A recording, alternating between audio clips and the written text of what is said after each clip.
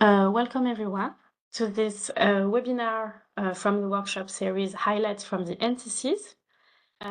This is a webinar co-organized by Work Package 3 and Work Package 4. And today we will hear from NCC Italy about the industry competitiveness white paper that was produced within NCC Italy. Some practical information. The presentation will be recorded. And so today we will have the pleasure to hear from the writers of this white paper. So we'll hear from Eleonora Barelli and Giada Sechi from IFAB. For information, we will have a talk for around 30 minutes from them about this white paper and the main outcomes. And then we will have time for some Q&A and discussion together. Therefore, you are very welcome to use the chat to write your potential questions or comments, and we will discuss them at the end of the talks. Last info, at the end of the webinar, we would really welcome your feedback. So we will share by link or QR code a very short feedback survey to hear from you about what you experienced during this webinar and to collect your feedback. So now I will stop sharing and we will hear from Eleonora. Just give me a second. Make you presenter. Okay, Eleonora, you are presenter. The floor is yours. And we see your screen, we see you perfect. Thank you, Marie-Françoise, and good morning, good afternoon, or good evening, depending on where you are located currently. I'm very happy to have been invited to this webinar to present our white paper produced within the Observatory on Trends and Applications of Supercomputing. I am Eleonora Barelli, and together with the colleague Giada Sechi, we work for IFAB Foundation, which is a partner of the NCC Italy. I am a physicist as a background, but during my PhD in physics education and also now during my staying at IFAB Foundation, I work in the field that intersects education and foresight. Specifically, this talk is dedicated to give you an overview of the activities of strategic foresight that we conduct in IFAB Foundation, and specifically we present a result of our work, which is this white paper.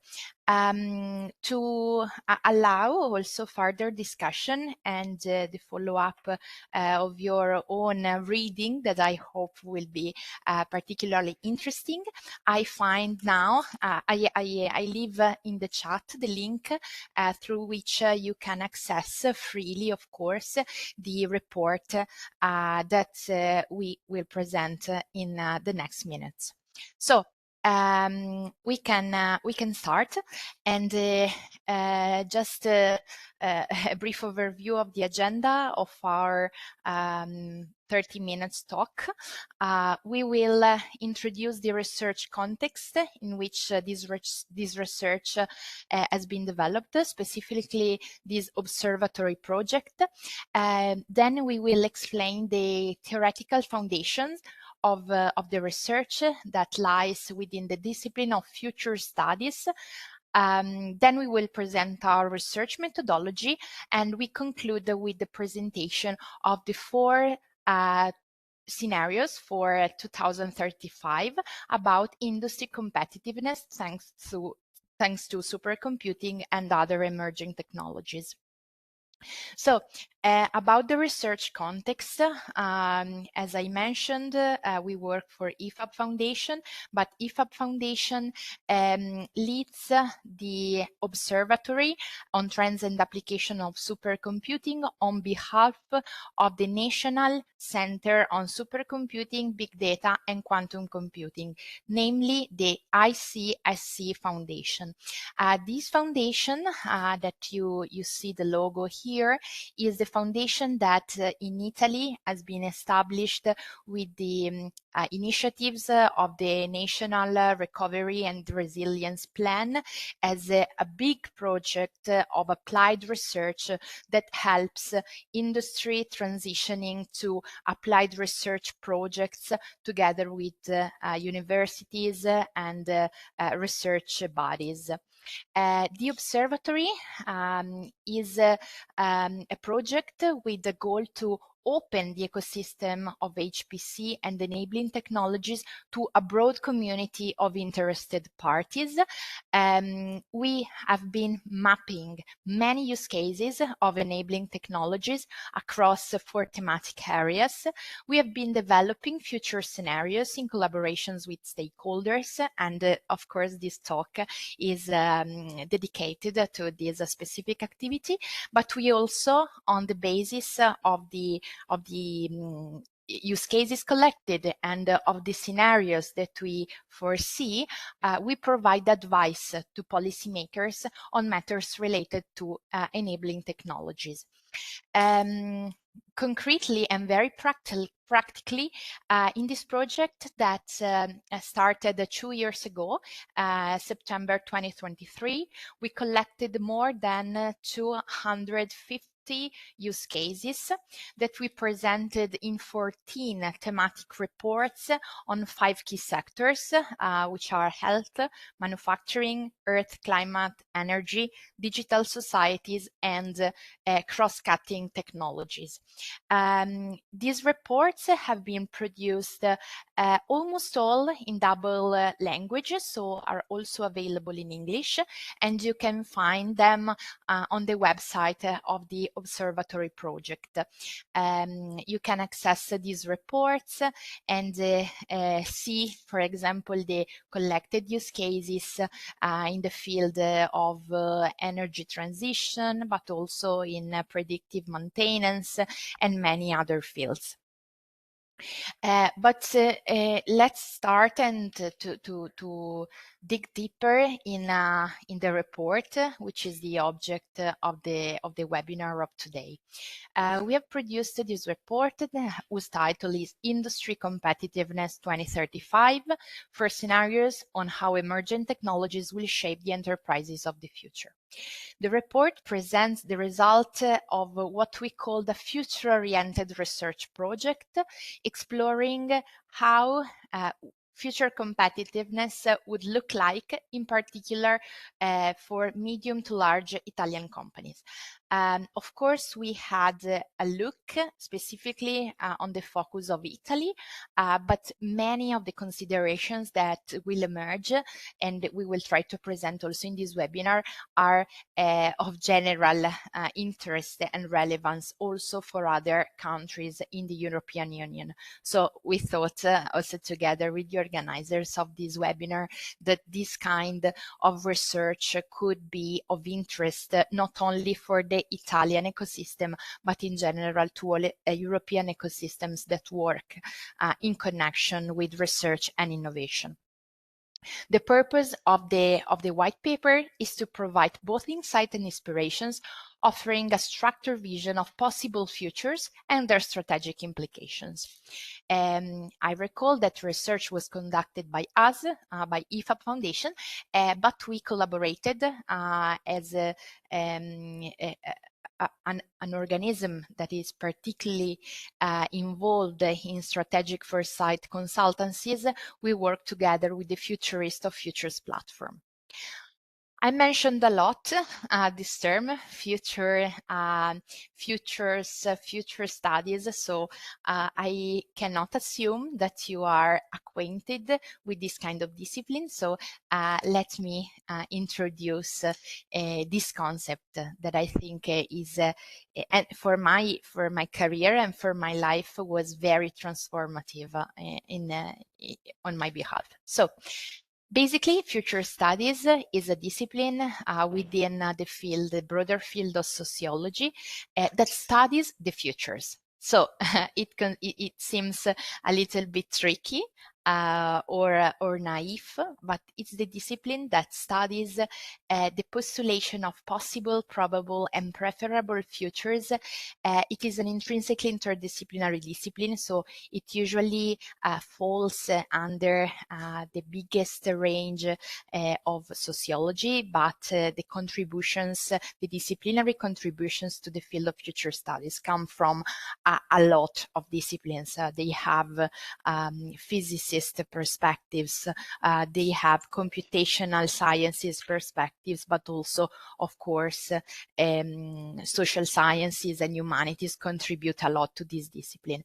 The idea and the goal of the discipline of future studies is to gain a systemic view of the future. The future, as we will explain in the next slides, can be understood as a complex system, and as a complex system, the physicists know it deeply.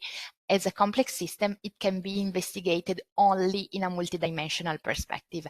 And it is this kind of multidimensional perspective that makes the foundation, the theoretical foundation of future studies.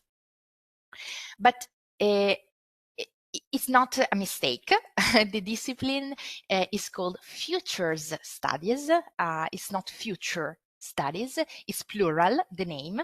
So what are or which are the futures of these future studies? What future studies study? And the answer is that we can think about mainly 4 kinds of futures. This is an image representation of futures, which is very well known within the discipline of future studies. This representation specifically has been elaborated within the IC project, but the idea, the conceptualization of this representation is by Voros, one of the founders of the discipline of future studies in the 70s. The idea is that we have these 4 kinds of futures. So the possible ones, the one that we can think when we question what might happen, then plausible futures, could it happen, probable futures, how likely is it to happen, and preferred futures, what do I want to happen. The representation is a cone, you see that, and where this idea of the cone come from. Probably you recall that when you started to go to school, you were probably 5 or 6 years old, and they introduced you a concept of the timeline. In English, we use it a lot, no? Timeline. And to represent events, to represent anything that happens in time on a straight line. So we start positioning events, we start positioning causes and effects, for example, of wars.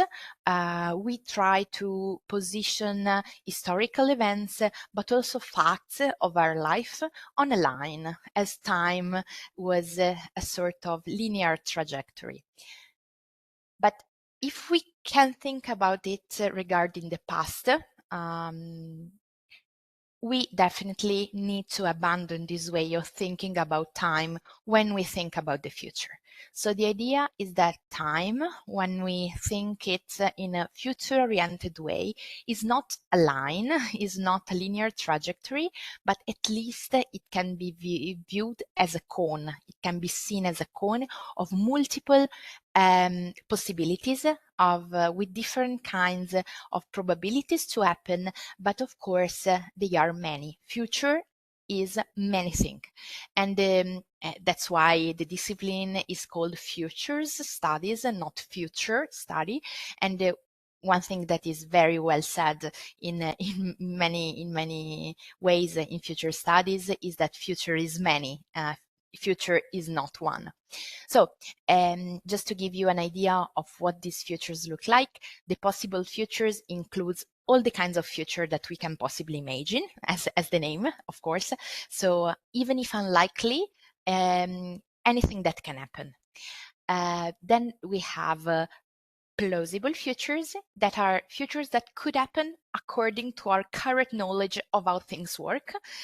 So we, of course, take into account physical laws, processes, causation, but also systems that currently are the systems of human interaction. They are a smaller subset of futures than the possible one, and this is reflected, of course, in the future cone. We have a section of this cone which is smaller than the one biggest of the possible ones. Then we have probable futures. We have possible, we have plausible, and then we have probable futures that contains the futures that are considered likely to happen and rely in part from the continuance of current trends. So the idea to think about probable future is to extrapolate a trend from past and present and to keep it going to the future. And then we obtain the probable futures. But a very interesting concept within the future studies discipline is not a matter of probability, but it's a matter of preferability, of desirability. And that's why within the three classes of futures described, we have an addendum, and we have a fourth class that is the one of the desirable futures. The idea here is that we do not rely on information or on cognitive knowledge about facts, but we look at what we want to happen. We look at our values, we look at our judgments on things, and of course they are futures that are subjective, respected to the previous three classes of futures, but they are futures that that in a way can represent our values, our desires, our preference on what we want the future to look like. So based on this kind of futures, how do we study these futures? So an issue is the plurality of the future, and we have explored them, but what is the type of approach that we have when studying the futures? And within the discipline of future studies, we have mainly three approaches. One approach is the forecasting, one other is the foresight, and the third one is anticipation. I say that from the beginning, the approach that we have followed for this research presented in the white paper and in this webinar falls within the second category of foresight.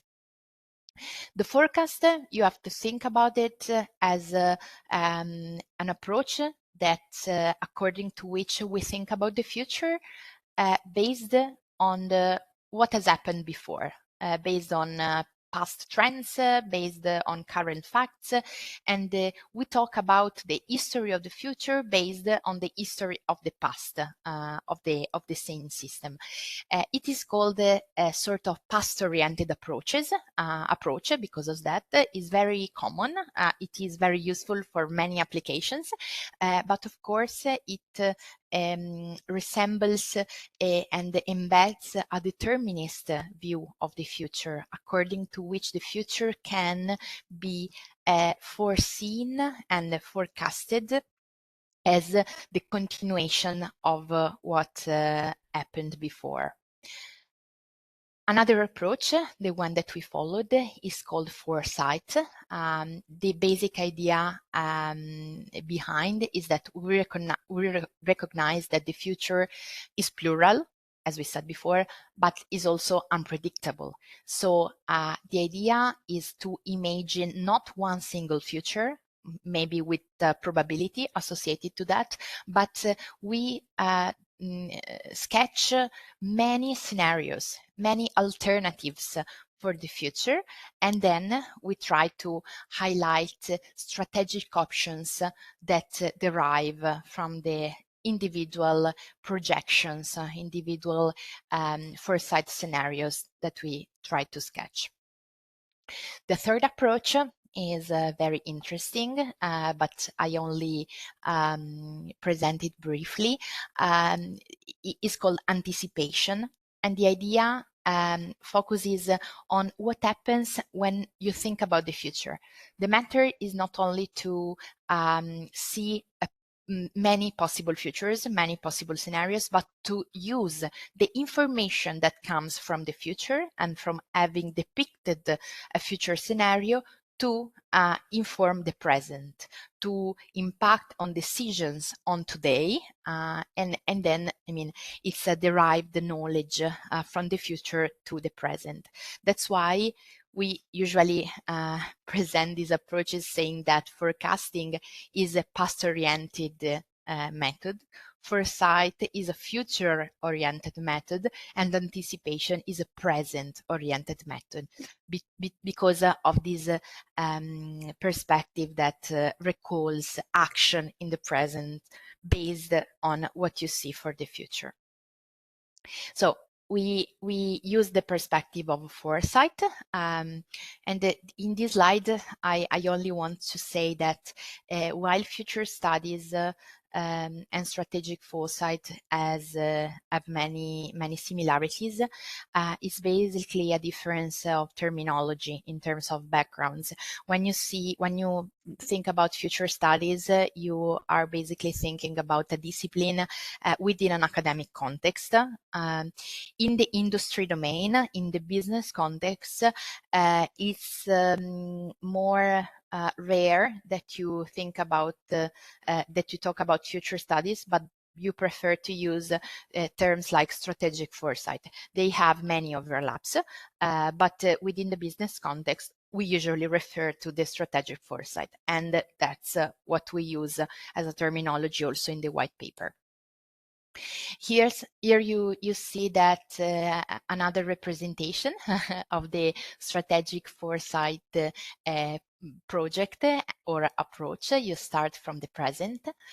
You try to understand what are the existing trends. They can be technological, but not only. They can also be economical or societal trends or environmental. You identify the drivers of change in which the trends are leading the future, and then you try to understand scenarios and multiple possibilities that are the results of a strategic foresight method.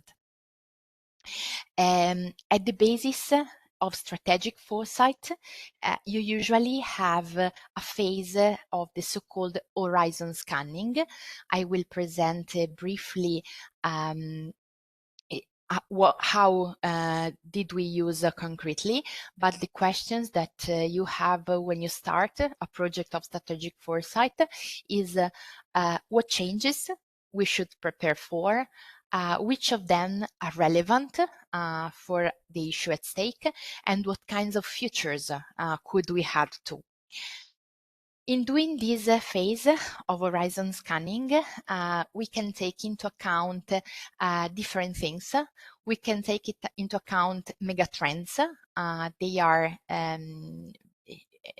a thing that is very well developed, for example, also within the European Commission and the JRC. So it's a trend, this thinking about megatrends, and they can be thought as long-term powerful forces that are shaping the present and that constrain the future possibilities. We can then think about trends, so more localized, observable, and more quantifiable movements than that are emerging. We can think about change drivers, more general things that force shaping business markets or societal evolutions. We can identify weak signals, so indicators of potential futures, and important because they signal also elements of disruptions, and the same for wild cards, rare, high impact, but low probability events that can radically change the future.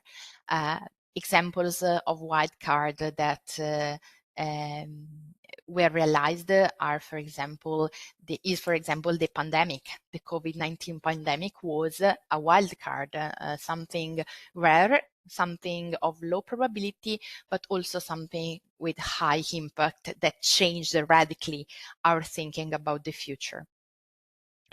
So horizon scanning is where we start from. Scenarios is where we end. So what are scenarios? Scenarios can be thought as pictures of the future. So they are hypothetical sequences of events constructed for the purpose of focusing the attention on the causal processes and decision points of a certain issue at stake.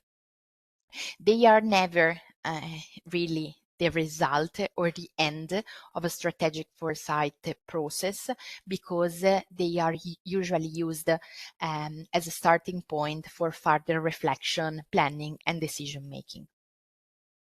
So this was the element the theoretical element that I needed to make explicit in order to come to the next phase of our speech, because we want to present our research goals and our research methods.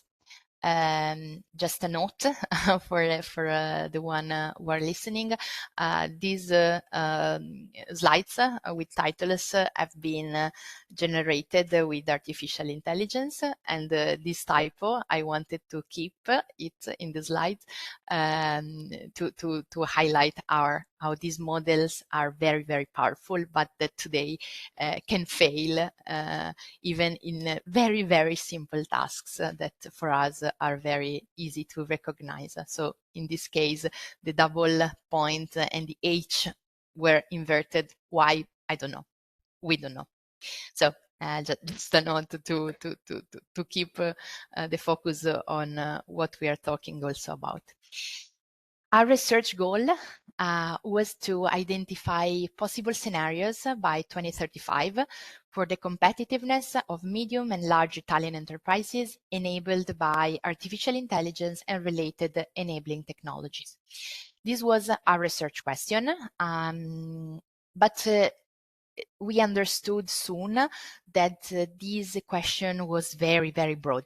So we needed to point out strategic issues that were of interest for us to investigate and characterize the different emerging scenarios. So we focused and asked our experts and stakeholders to reflect on the change in the HPC and cloud infrastructure in the different kinds of scenarios, on the expected impact of EU investment on AI factories and gigafactories, on the characteristics of public-private and private-private partnerships, as well as the changes in skill development in the perspective of workforce transformation. So these four were four declinations, four focuses that helped us to explore this very broad research question. Practically, we conducted the study starting from a workshop that involved a selected group of international industry experts, both from academia and industry. Concretely, the workshops were three because we arranged them in three sessions, but it was the same panel of experts that carried out the reflections and that obtained the scenarios that we present in the white paper. We combined many techniques of future studies. I present briefly the method in the next 2 slides before giving the floor to my colleague to the presentation of the scenarios.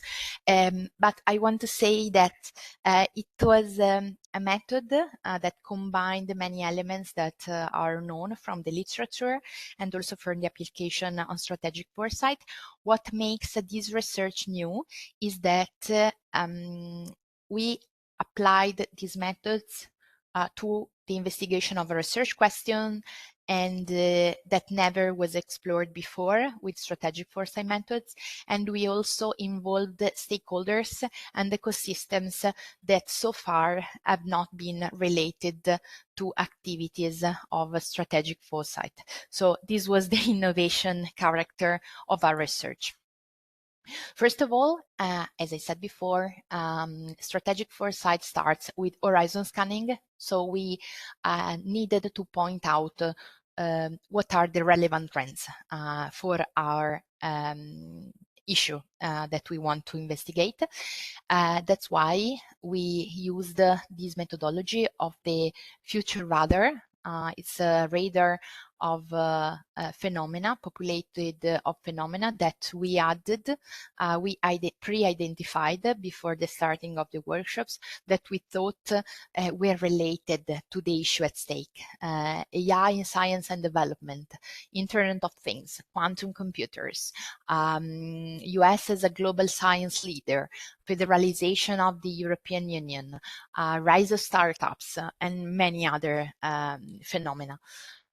The colors, you find more information, of course, in the white paper as well. You find the description of any of these phenomena. So you can read them and see how we described each and every one of these phenomena. The color depends on the type of phenomena. The green ones are phenomena that are strengthening in the present and that are supposed to strengthen also in the future.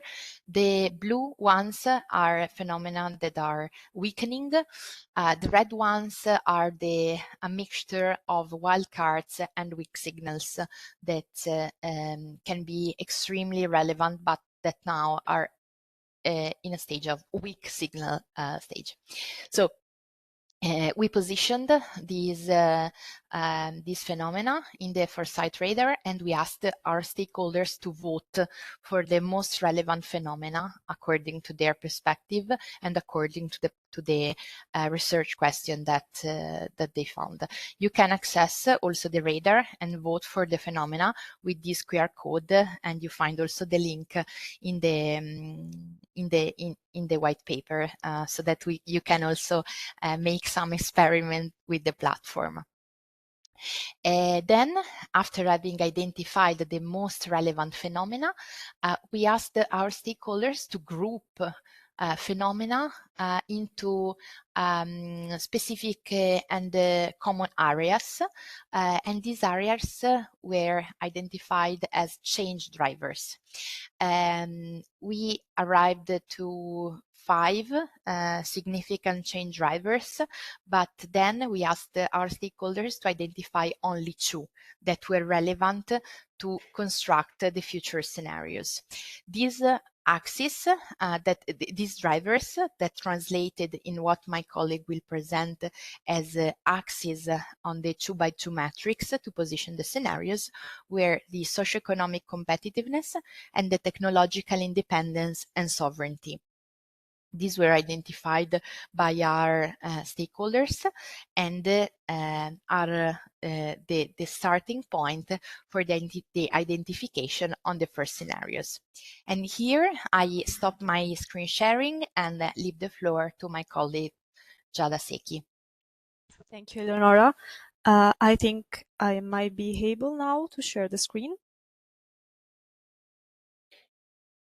Yes. Okay, can you see my screen? In edition mode, yes. Okay, perfect. Thank you. So maybe just switch to full screen. Yeah, I see the presentation full screen. Maybe I can try again. For us, it's a PowerPoint edition mode.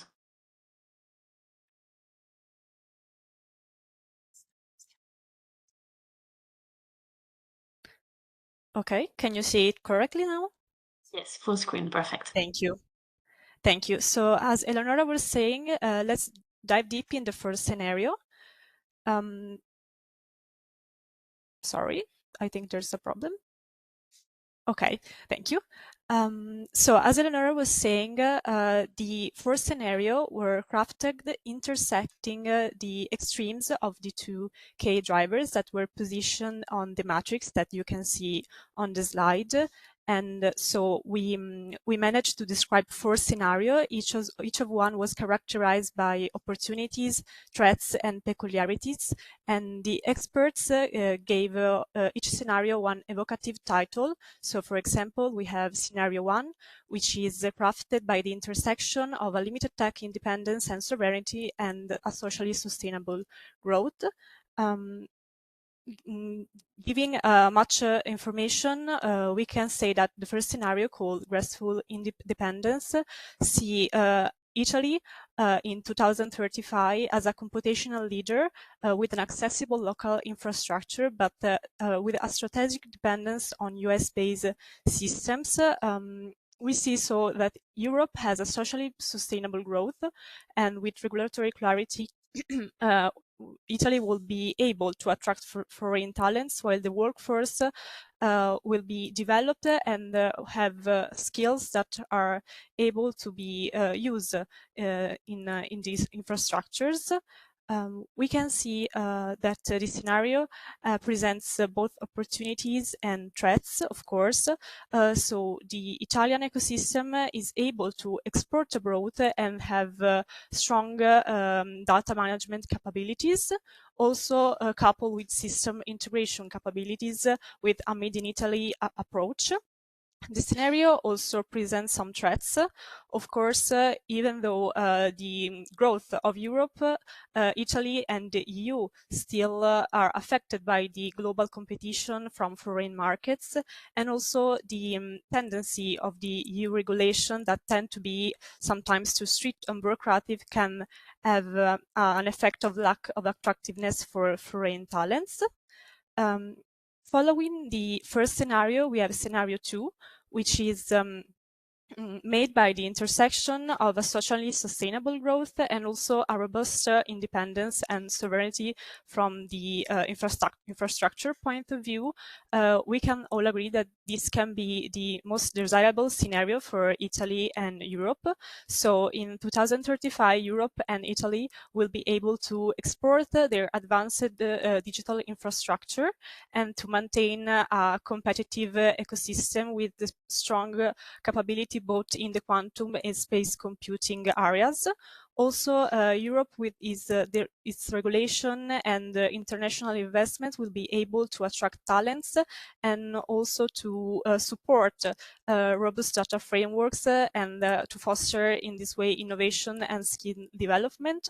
The experts also signaled those entities that you can see on the slide, like the National Center of APC, Chipset Foundation, Quantum Flagship, RIX5, and also Italia iFactories, as entities that have the possibility to foster this innovation and this infrastructural independence and sovereignty. This scenario has many opportunities, such as the leadership both in the infrastructural and regulatory areas. Also, the EU capabilities of investments in the AI and advanced technologies, and the capacity to attract global talent. But it also presents some threats. Of course, the EU has to face the global competition with the USA and China that always grew with a rapid pace, and also the EU might be dependent on global of investments from global regions, and also this infrastructural independence might be made at the expense of sustainability and the concerns from the environment. Following on, we have the third scenario that's called peripheral dependency, that is possibly the worst case depicted by the expert, because we have both a limited tech independence and also an unequal growth. So in 2035, Europe has digital infrastructure that is fragmented and unequal. Italy is relegated with a peripheral role and is also reliant on non-EU services. The investment, of course, from the EU are sporadic, and Italy is dependent on foreign multinational with troubles to participate in the major digital projects. Also, the partnership that are private-public partnership are rare and fragmented, and the skill development does not keep up with the requests of the market, and also the regulatory frameworks that are inherited from the EU regulatory system are inconsistent, and they also create an hostile environment from all the small and medium enterprises and for the innovation in general. So this scenario is particularly full of threats, as we can imagine. So we have the reliance on the extra EU services, the fragmentation of private-public partnerships, the skill gap between the workforce and the needs of the market, the regulatory fragmentation and complexity that does not help innovation. But we can also try to find some opportunities in this scenario.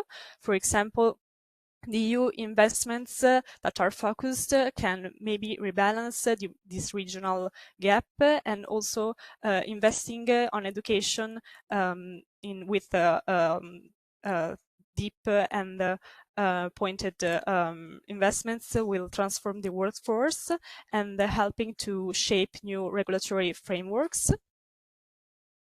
Then we have the last scenario, which is crafted by the intersection of an unequal growth and a robust tech independence. So it takes the name of fragmented vortices, because in 2035, Europe digital environment is characterized by very strong regional disparities, both in the infrastructure and the investments, because so we can say that there are specialized ecosystems that emerge and that thrive, but the knowledge transfer is inefficient, and also we have unequal and unclear regulation that do not foster innovation and are unable to attract foreign talent and to keep those who are already competent in the market.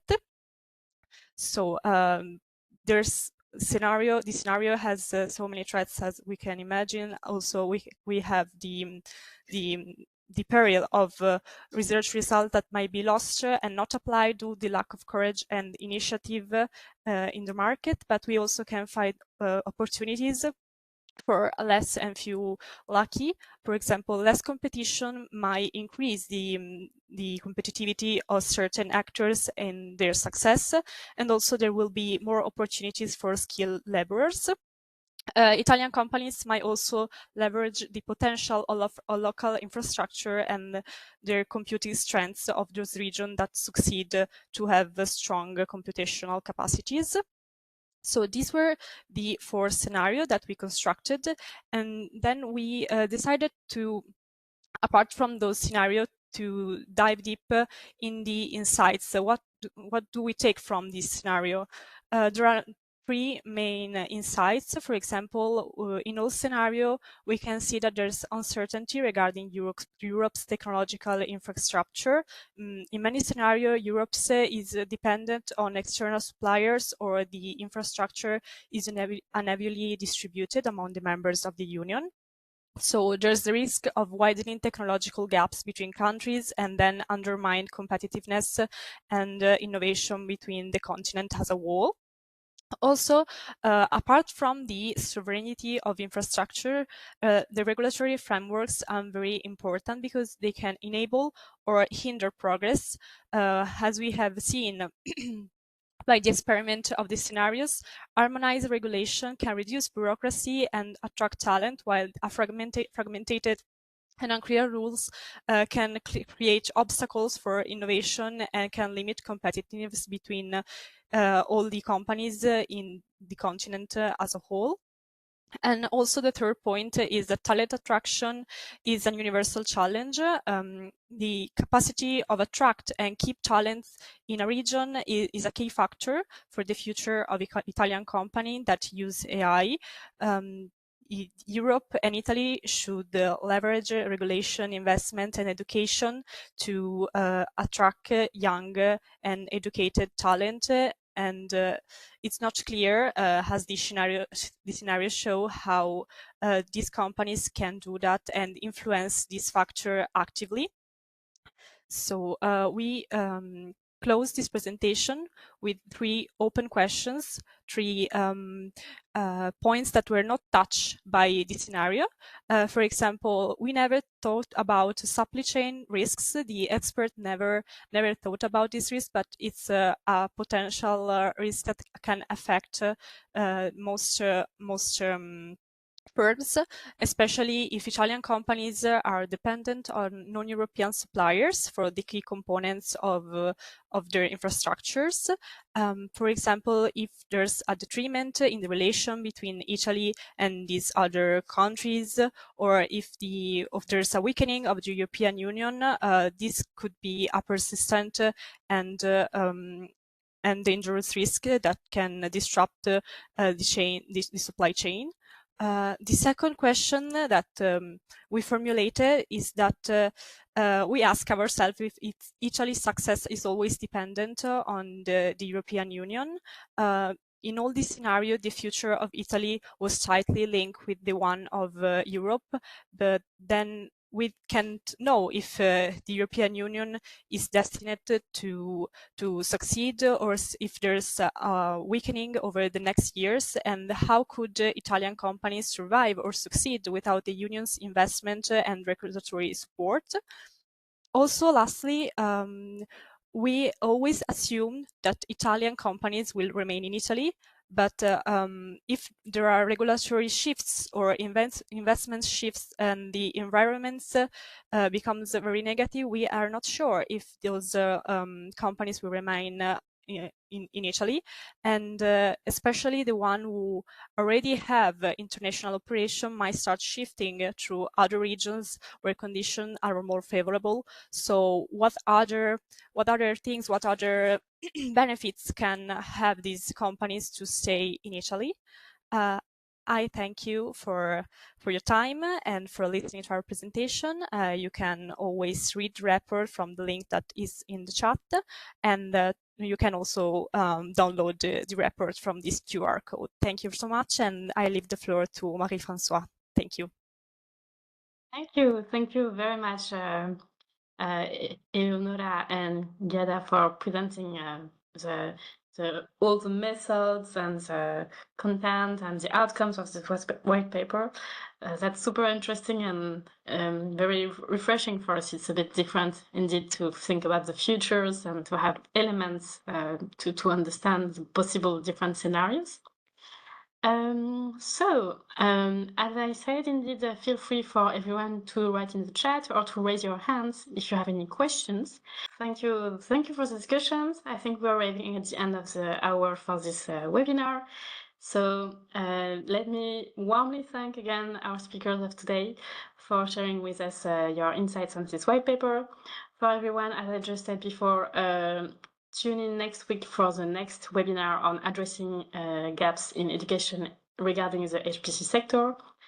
This one will be organized by CIMA for WordPress 3. Thanks again if you already fill in the survey feedback. Otherwise, please take 2 minutes to fill in the feedback survey.